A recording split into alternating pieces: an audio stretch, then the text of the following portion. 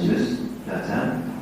Ini sedang mengadakan workshop yang tadi pagi sampai sore hari telah melaksanakan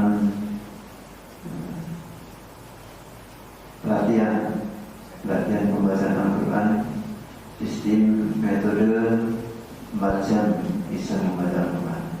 Nah, di Masjid Al-Falah ini kita memanfaatkan waktu yang ada. Alhamdulillah beliau Ustaz Bapak Sultannya dari Klaten bisa hadir di hadapan kita untuk menyampaikan metode tersebut. Nah, untuk menyingkat waktu, langsung saja kepada beliau kami silakan. A'udzubillahi minasyaitonirrajim. Bismillahirrahmanirrahim. Assalamualaikum warahmatullahi wabarakatuh. Alhamdulillahi wa kafa, wassalatu wassalamu ala nabiyyil mustafa wa ala alihi wa sahbihi ahli sidqi wal wafa. Allahumma salli ala Sayyidina Muhammad wa ala ali Sayyidina Muhammad.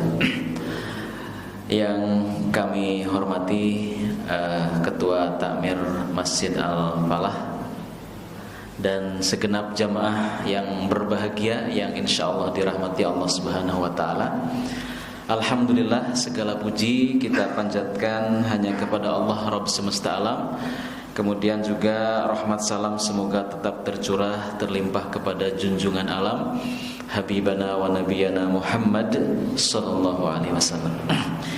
Bapak-bapak dan ibu-ibu sekalian, memperkenalkan terlebih dahulu kami dari One Day One Juz Cilacap bekerja sama dengan Rubaiyat yang dalam hal ini bawah koordinasi Yayasan Sinar Terang Nusantara. Alhamdulillah sudah terlaksana 1 hari full tadi dari jam 8 sampai asar. Kita menyelenggarakan training for trainer. Ada 23 guru ngaji yang kita training untuk menguasai cara mudah bisa membaca Al-Quran dengan cepat, mudah, dan menyenangkan dengan metode 4 jam bisa dari nol, alias metodenya namanya Rubaiyat. Nah, kali ini kami ingin sedikit cerita tentang program pemberantasan buta aksara Al-Quran dengan metode Rubaiyat ini yang alhamdulillah sudah berada di berbagai macam kota. Kami kenalkan salah satu kegiatan yang ini kami rekam dalam beberapa video dalam channel yayasan kami, Yayasan Sinar Terang TV. Beberapa waktu yang lalu kami adakan kegiatan ini, kegiatan tes wisuda murid ngaji yang baru saja bisa baca Al-Quran. Yang kebetulan ini adalah isinya hanya bapak-bapak. Kebetulan mereka belajar ngajinya di pos ronda. Kenapa di pos ronda? Karena kalau masyarakat di Jawa Tengah itu ya Pak sekalian, kalau nggak pada bisa baca Al-Quran, pekeuh ke masjid Pak. Gak tahu kalau di Cilacap, nggak tahu betul Pak. Ya ada. Jadi gini, alhamdulillah masjid mriki saya dapat informasi ini makmur, banyak sekali jamaahnya. Tapi ketahuilah Bapak Ibu, yang tidak pada ke masjid itu jauh lebih banyak daripada panjenengan. Dan mereka Bapak Ibu sekalian, banyak diantaranya yang pekeuh kalau ke masjid. Pekeuh karena kalau ke masjid, salah satu penyebabnya adalah belum bisa baca Al-Quran. Kalau tidak bisa baca Al-Quran, biasanya berbanding lurus dengan dia juga banyak berbuat maksiat. Kalau nggak bisa baca Al-Quran, biasanya agak canggung kalau ke masjid, agak canggung kalau datang pengajian. Nah, maka kami melakukan pendekatan kepada mereka Bapak sekalian itu di pos ronda. Nah, di pos ronda. Nah, di pos ronda alhamdulillah mereka pada mau dan alhamdulillah pada saat tes tapi di masjid. Nah, ada banyak perubahan Bapak sekalian. Setelah mereka itu kegiatannya ngajinya di pos ronda, bisa baca Al-Quran gitu. Akhirnya ternyata juga mau ke masjid yang tadinya nggak mau ke masjid. Bahkan ada banyak perubahan, yang tadinya kurang sayang istri jadi sayang istri, yang tadinya kemudian kurang pandai bersedekah menjadi rajin bersedekah. Ini salah satu keajaiban daripada belajar baca Al-Quran. Nah, belajar baca Al-Quran itu Bapak Ibu sekalian, itu cara pendekatan terhadap kaum muslimin yang paling mudah gitu. Yang paling mudah. Semua orang dari latar belakang apapun, dari faham apapun pasti mau, bahkan dari partai apapun pasti mau menerimanya. Kenapa? Karena semua orang butuh bisa baca Al-Quran. Ini salah satu contoh kegiatan kami. Ada juga kegiatan kami yang kebetulan misalnya di mana? Misalnya di Gunung Kidul ya. Di Gunung Kidul misalnya ini kami contoh kalau ini di Cawas Klaten, kemudian ini yang ini yang di Gunung Kidul. Ini wisuda murid ngaji, kebetulan mereka usia-usia 50 tahun ke atas. Mohon maaf ini keluar iklan dulu sebentar. Nah ini simbah-simbah, kemudian bapak-bapak, ibu-ibu yang usianya 50 tahun, 60 bahkan ada yang 80 tahun itu di wisuda. Tapi wisudanya wisuda bisa baca Quran, Pak. Bukan wisuda tahfidz tapi wisuda bisa baca Quran. Nah, ini sekelumit saja. Dan ternyata Bapak Ibu, kondisi ini kalau hasil survei dari Institut Ilmu Quran Nusantara, itu ternyata jumlah kaum muslimin Indonesia yang tidak bisa baca Al-Quran jumlahnya pun kata sangat, Pak. Ada 60%. Sampai sekarang jumlahnya sama 60%. Jadi kalau jumlah penduduk muslim Indonesia jumlahnya ada 200 juta kira-kira, Pak. 60%-nya pinten, Pak? 60% dari 200 juta pinten? 120 juta. Banyak banget, Pak. 120 juta itu tidak bisa baca Quran. Benar-benar bisa, benar-benar nggak bisa. Nah, apa artinya, Pak? Artinya kalau nggak bisa baca Quran itu artinya apa? Artinya tidak pernah baca Quran tiap hari.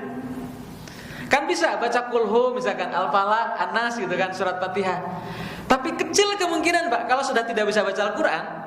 Ini tadi saya katakan sudah tidak bisa baca Al-Quran, biasanya keinginan untuk ke masjid juga nggak ada. Keinginan untuk berbuat baik juga kecil. Hanya 1001, ibaratnya satu orang dari 1000 orang yang nggak bisa baca Al-Quran tapi ingin ke masjid itu hanya sedikit.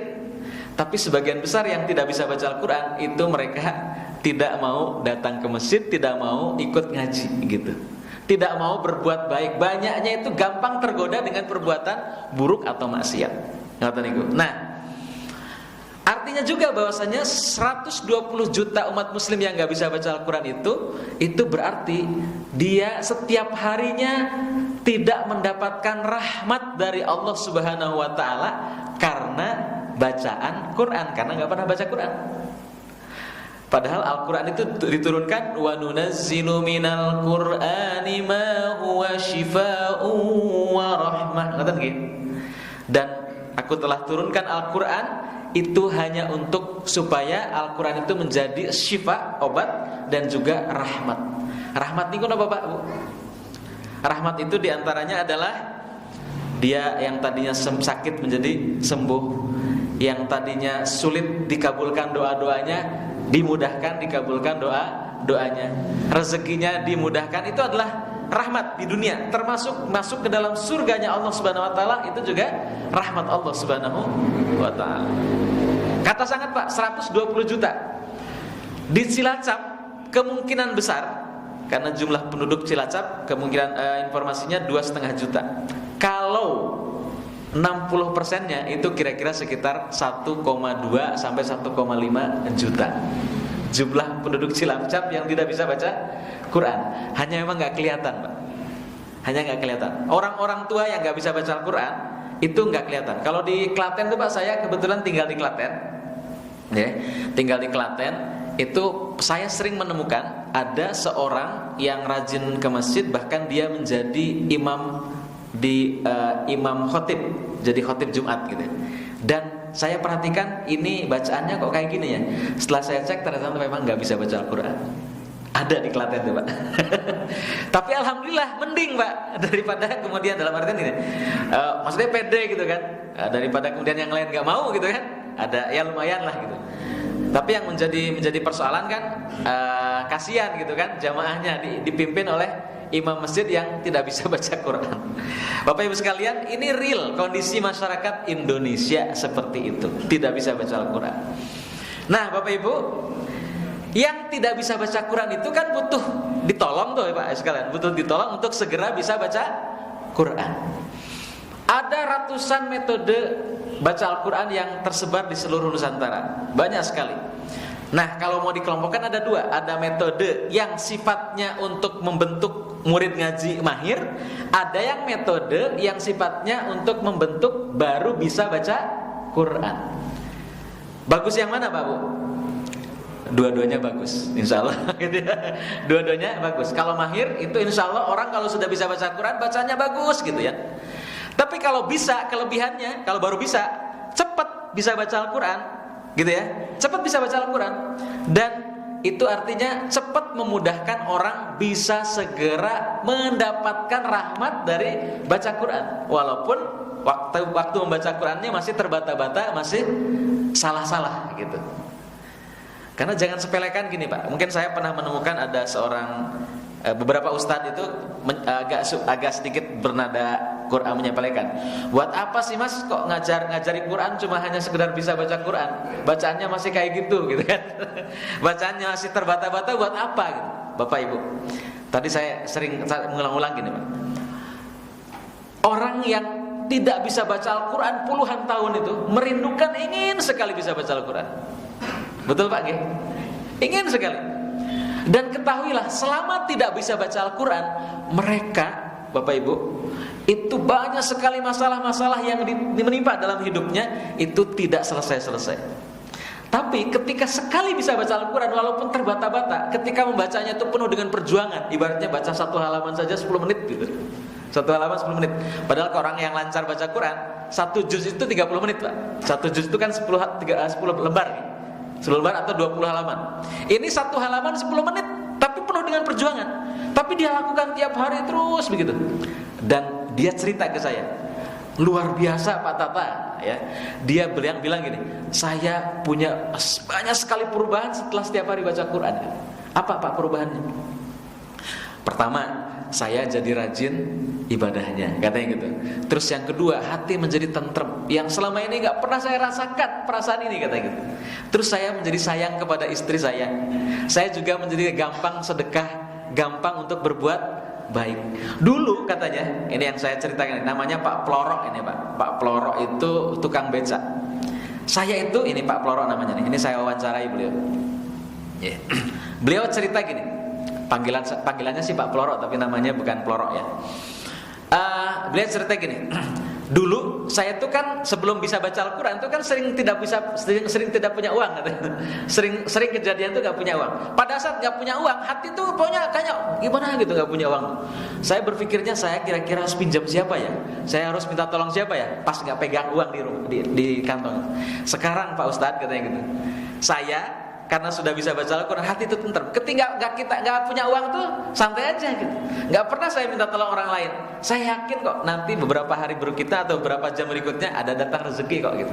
Dan ternyata benar sekalian. Ini perubahan orang yang padahal baru bisa baca Quran, belum paham makna yang dibacanya, apalagi hafal Al-Quran gitu kan. Apalagi kemudian bacaannya benar, belum, jauh, baru bisa. Jadi yang buk gitu ya, tidak ingin kelihatan nenteng buku untuk belajar, tiba-tiba kemudian orang tahu-tahu bisa baca Al-Quran, kira-kira gitu. Karena kendala orang-orang yang sudah tua atau usia-usia remaja ke atas tuh, ketika belajar itu malu masalahnya Pak. Itu kendala paling utama. Bukan masalah nggak inginnya ingin, tapi ketika belajar diketahui oleh orang lain ternyata nggak bisa baca Al-Quran, malu Pak. Nah, metode ini tanpa harus diketahui oleh orang lain belajarnya, kemudian tiba-tiba besok sudah bisa baca Al-Quran, kira-kira gitu. Kira-kira gitu. Nah, kita ingin coba tunjukkan Bapak Ibu sekalian, kok bisa ya metode itu, ada satu metode yang bisa membuat orang baca Quran dari nol dengan waktu yang singkat. Nah, Bapak Ibu, saya ingin tunjukkan salah satu contoh bab 1 bagaimana cara membuat orang bisa baca Al-Quran di bab 1. Bab 1 ini Pak membuat targetnya membuat orang yang tadinya tidak bisa huruf sama sekali itu menjadi bisa huruf, bahkan sudah bisa membaca Quran di bab pertama. Wow, aneh banget ya. Di jam pertama sudah bisa langsung membuka Quran. Kira-kira gini gambarannya Pak. Ya, saya sambil duduk ya karena ini malah nggak masalah seperti ini. Baik, saya ingin contohkan salah satu contoh langkah yang pertama. begini. Urutan huruf hijaiyah pada umumnya kan urutannya begini ya Bapak Ibu sekalian ya. Ini urutan Baghdadiyah namanya, dari mulai alif, ba, ta, sa, jim dan seterusnya. Dan ini diurut atau disusun oleh ulama dari Baghdad. Ulama dari Baghdad. Disusun oleh ulama dari Baghdad dan bukan disusun oleh Rasulullah. Rasulullah sendiri belum pernah menyusun urutan huruf hijaiyah. Nah, karena ini adalah ijtihadnya ulama, Bapak Ibu sekalian, maka ulama siapapun itu boleh menyusun huruf asal tujuannya baik. Nah, Ustadz Hamim Tohari yang menyusun metode rubaiyat ini menyusun huruf itu berdasarkan kemiripan bentuk menjadi 6 kelompok seperti ini. Baik Bapak Ibu, saya ingin coba ajak kepada Bapak-bapak dan Ibu-ibu sekalian. Ini Ibu-ibu boten Bapak nggih? Oh enten nggih, oh enten wingking nggih. Nggih. Bapak Ibu sekalian, ini kita ingin coba mengajak Bapak Ibu menghafal 6 kelompok huruf berdasarkan kemiripan bentuk dalam metode 4 jam bisa baca Al-Quran. Kelompok pertama Bapak Ibu namanya kelompok garis lengkung bertitik. Coba diulang Pak Bu. Ya, garis lengkung bertitik ya. Lengkung-lengkung terus ada titiknya gitu ya Pak ya. Oke. Kemudian kelompok yang kedua kelompok huruf bulat tak beraturan. Perhatikan di sini ada bulatan-bulatan di kepalanya, tapi nggak beraturan. Ada yang ekornya seperti perahu, ada yang bulatannya seperti lubang hidung, ada yang bulatannya seperti kecambah atau toge, gitu Pak ya. Nah, ini yang dinamakan kelompok bulat tak beraturan. Apa Pak, Bu? Diulang? Oke, baik. Sudah ingat dua ya Pak ya. Kelompok yang ketiga kelompok huruf ekor ke depan. Diulang Pak. Ekor ke depan. Kelompok ketiga ekor ke belakang. Oke. Kelompok 4 kelompok huruf duduk. Itu sekalian. Kelompok yang kelima kelompok huruf berdiri. Nah, kelompok huruf berdiri. Baik Bapak sekalian. Iya. Saya akan contohkan cara mengingat-ingat 6 kelompok huruf ini. Kan yang pertama apa tadi Pak? Lengkung bertitik. Kedua bulat tak beraturan. Ketiga ekor ke depan. Keempat ekor ke belakang. Kelima duduk. Keenam berdiri. Baik, saya akan ajak bapak-bapak, ibu-ibu yang nanti ngacung cepet-cepetan dapat hadiah kotak tabungan Ka'bah. Wah, bisa dibawa sini Mas, kotak tabungan Ka'bah. Tapi siap-siap dulu aja nanti ya. Saya fokusnya ke sini dulu, jangan ke kotak dulu. Ini apa nih? Ini celengan Ka'bah, ini celengan ajaib Pak. Saya punya jamaah umroh rata-rata menggunakan ini. Nyelengi tidak sampai 1 juta itu bisa berangkat umroh. Kok aneh ya Pak ya? Nggak sampai 1 juta kok bisa berangkat umroh. Nanti kita cerita di akhir ya. Baik Bapak sekalian, saya akan contohkan 6 kelompok ini saya sebutkan dengan cepat. Siapa yang bisa melakukan apa yang saya sebutkan 6 kelompok ini dengan cepat, nanti dapat ini, gitu ya. Tapi mohon maaf karena 1 jadi cepet-cepetan gitu Pak. Ya. Lengkung bertitik, bulat tak beraturan, ekor ke depan, ekor ke belakang, duduk berdiri. Sekali lagi. Lengkung bertitik, ekor ke depan, lengkung bertitik, bulat tak beraturan, ekor ke depan, ekor ke belakang, duduk berdiri. Siapa yang berani maju? Monggo Pak. Monggo, ngacung. Monggo, sinten? Monggo Pak, maju. Oke, maju Pak. Masya Allah. Monggo Pak, alhamdulillah. Oke, monggo. Ajeng mriki napa? Nggih, mrika. Asmanipun Pak sinten, Pak? Assalamualaikum warahmatullahi wabarakatuh. Waalaikumsalam. Saya Rahmat. Pak Rahmat, nggih. Jamaah asli mriki, Pak nggih? Saya dari Banten, Pak. Oh, dari Banten. Ada kerjaan di sini, jadi saya ngangkos di belakang kotak. Oke, baik. Monggo langsung. 1, 2, 3. Garis bertitik, kotak keberaturan, ekor ke depan, ekor ke belakang, berdiri sama duduk sama berdiri. Ulang lagi. Kurang tepat, kurang cepat. Saya contohkan dulu ya. Lengkung bertitik, bulat tak beraturan, ekor ke depan, ekor ke belakang, duduk berdiri. Monggo. Saya kayak gitu. Lengkung bertitik, bulat kotak lingkaran beraturan, apa namanya? Kayaknya niki panjenengan niki. Sekali lagi. Ada yang mau gantikan gak nih? Oh, ada yang mau gantikan kayaknya nih ya. Lebih cepat lagi. Monggo Pak, Bapak. Apa tuh Bapak? Oh, Bapak ya, silakan Pak. Barakallah. Ya, monggo Pak. Oke. 1, 2, 3. Lakon pendidik, lakon tidak beraturan, belakang, duduk berdiri. Ada yang merasa kurang betul Pak? Yang kedua, Apa? Coba diulang lagi. tidak beraturan. Ganti Bapak dulu. Monggo Pak. Monggo Pak. Ya, berdiri di situ aja nggak apa-apa. Ya, monggo, yang keras. Lakon berdiri buat beraturan, ekor ke depan, ekor ke belakang, berdiri duduk. Duduk berdiri. Ya, baik. Barakallahu fikum. Sudah cukup ya, Bapak. Namanya siapa, Pak? Asep. Monggo sini Pak Asep. Semoga atas lantaran ini Pak Asep bisa berangkat umroh berkali-kali. Baik, Bapak sekalian, itu langkah pertama ya, menyebut kelompok huruf. Bagi yang belum mendapatkan kotak Ka'bah, bisa mendapatkan kotak Ka'bah, tapi ada caranya nanti di akhir ya. Baik, Bapak sekalian, masih 10 menit lagi ya waktunya. Karena jam 7:03 ya Pak ya, adzan isanya nggih? Iya, kira-kira ya. Baik, kita akan tunaikan sebelum isya sudah selesai. Baik, setelah itu langkah berikutnya untuk menghafal huruf, itu caranya adalah dengan menyebutkan huruf sebagai berikut. Saya akan mencontohkan satu kali saja satu baris ini untuk menghafal satu baris ini. Kemudian bapak-bapak, ibu-ibu menyebutkan apa yang saya tunjuk. Siap Bapak sekalian? Siap, saya contohkan. Ba, ya, nun, ta, sa. 1, 2, 3. Lagi? Lagi?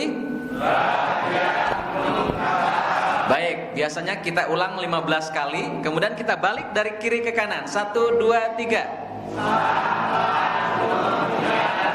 Lagi? Lagi? Oke, setelah diulang sekitar 15 kali dari kiri ke kanan, kemudian diacak. Ini huruf apa? Terus? Kemudian? Terus? Oke, lagi. Ini huruf? Terus? Terus? Oke, ini huruf?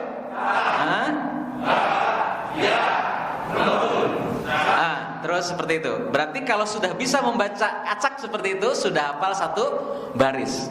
Baris kedua sama begitu. Saya contohkan. Fa, qaf, ha, mim, hamzah. 1, 2, 3.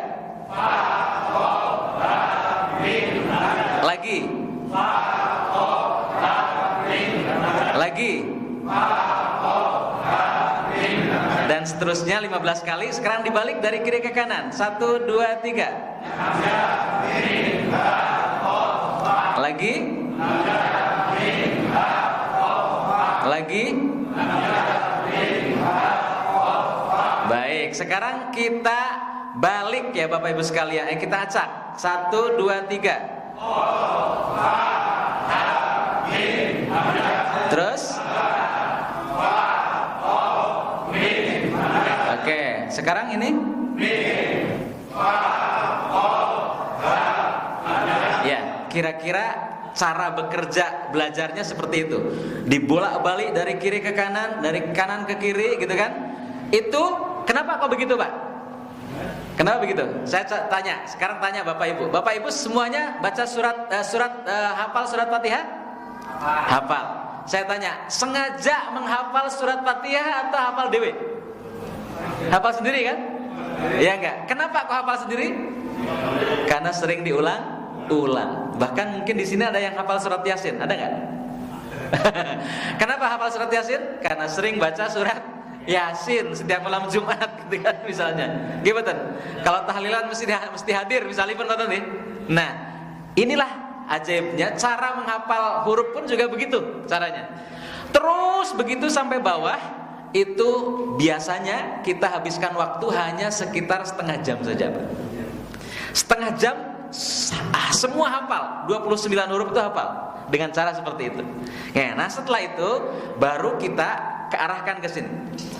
Kita rangkai. Bapak Ibu, huruf-huruf yang tadi kan sendiri-sendiri ya, betul? Nah, sekarang kita akan rangkai. Kita sekalian ya. Kita akan rangkai. Nah, untuk merangkainya itu kan mungkin barangkali kita berpikirnya kok agak jerimet ya hurufnya ini kalau dirangkai. Awas, jangan berpikir jerimet dulu. Ketahuilah, huruf-huruf yang dirangkai ini kalau kita tambah konsentrasi sedikit saja, itu sebenarnya mirip banget dengan huruf-huruf yang sendiri, betul nggak? Kalau toh ada perubahan dikit-dikit, itu hanya berubah dikit saja. Yang keluar dari pakem hanya sedikit saja, gitu. Baik, kita akan tebak. Misalkan Bapak Ibu belum benar-benar nggak bisa baca Al-Quran ya, baru bisa huruf misalnya ya. Kita akan tebak, ini huruf apa Bu, Pak? Kemudian ini, terus ya,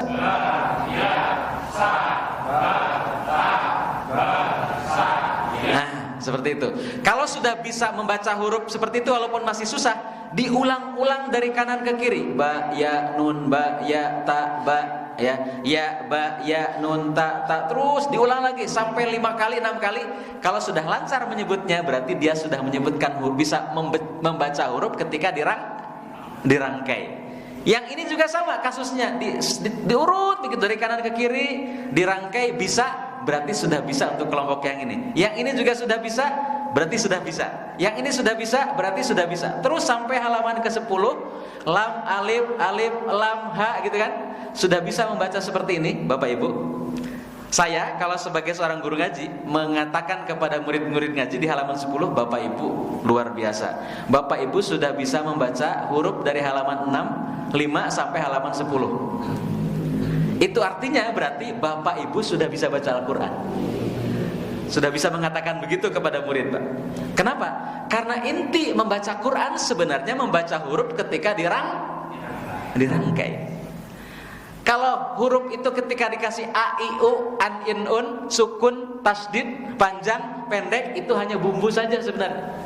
Tapi inti orang baca Quran itu adalah membaca huruf. Dan pahala orang baca Quran itu adalah per huruf. Per huruf berapa kebaikan, Pak? 10 kebaikan. Nah, sehingga orang kalau sudah bisa membaca ini, nah, kita kan ajak tuh, ayo kita baca surat Al-Kautsar. Gitu kan? Tapi yang dibaca hurufnya. Coba bersama-sama, Pak. A'udzu billahi minasyaitonir rajim.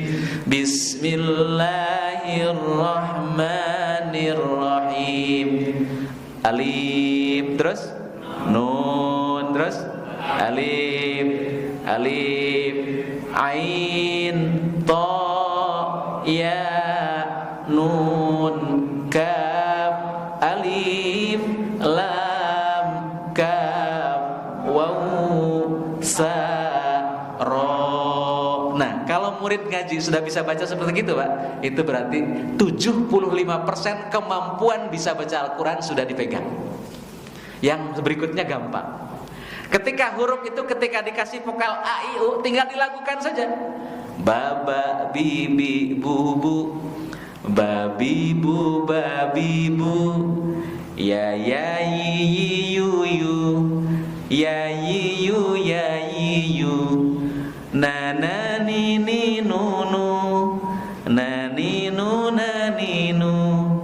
ta, ti, tu, tati tu, sa, si, su, si,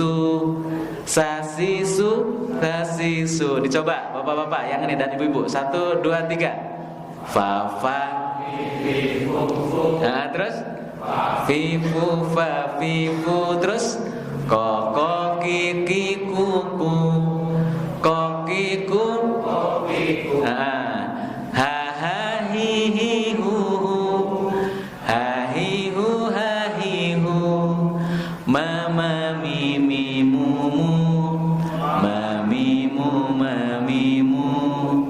a, i, u, Masya Allah. Nah, selanjutnya belajar baca Al-Quran dengan metode ini, banyaknya nyanyi-nyanyi seperti ini, lagu-lagu seperti ini, sehingga asyik, tahu-tahu bisa. Baik Bapak Ibu sekalian, dari sini kira-kira saya ingin tanya kepada Bapak Ibu, kira-kira masuk akal nggak ketika kita memberantas buta aksara Al-Quran di pelosok-pelosok, di kampung-kampung yang nggak pada bisa baca Al-Quran dalam waktu yang singkat dengan metode seperti itu?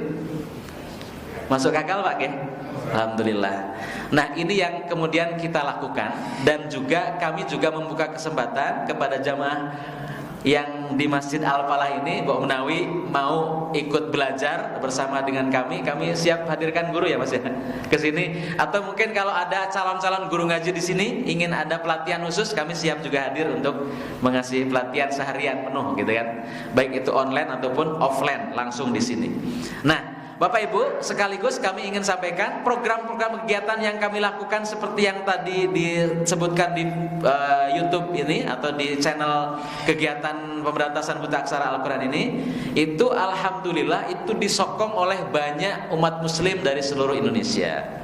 Nah, termasuk kami juga buka kesempatan kepada Bapak Ibu semua, kalau ada yang ingin bergabung ikut menyokong pengadaan alat peraga, buku, transport untuk para ustadzahnya dan seterusnya, dipersilahkan. Insya Allah ketika panjenengan berwakaf atau berinfak untuk program pemberantasan buta aksara Al-Quran ini, itu pasti akan kembali amal jariahnya kepada panjenengan semua. Ketika satu orang bisa baca Al-Quran atas lantaran panjenengan semua, maka selanjutnya bacaan Quran yang dilakukan oleh satu orang itu pahalanya nyampe terus kepada kita. Bila satu orang yang bisa baca Al-Quran atas lantaran kita ini, dia mengajarkan lagi kepada anak-anaknya, kepada muridnya, maka pahalanya dari muridnya ini pun juga sampai kepada kita, insya Allah. Wassalamualaikum warahmatullahi wabarakatuh. Ini namanya Mas Asep, dia pengusaha muslimah rumah warna. Masya Allah. Barusan menjawab sesi roadshow metode Rubaiyat di Masjid Al-Falah. Sesi tanya jawab tadi ada 3 peserta. Dan Masya Allah Mas Asep yang mendapatkan. Gimana Mas Asep atas pendapatnya? Kiat-kiatnya atau pesan-pesannya setelah kajian ini diadakan? Alhamdulillah, jazakallah khair untuk tim atau Yayasan Sinar Terang ya, yang telah memberikan sedikit tentang metode Rubaiyat. Masya Allah sangat bermanfaat sekali dan sangat mudah dipahami. Mudah-mudahan harapan saya atau mungkin saudara muslim semua bisa membaca Al-Quran dengan cepat. Gitu. Terima kasih Pak Asep atas waktunya. Assalamualaikum. Waalaikumsalam. Subhanallah.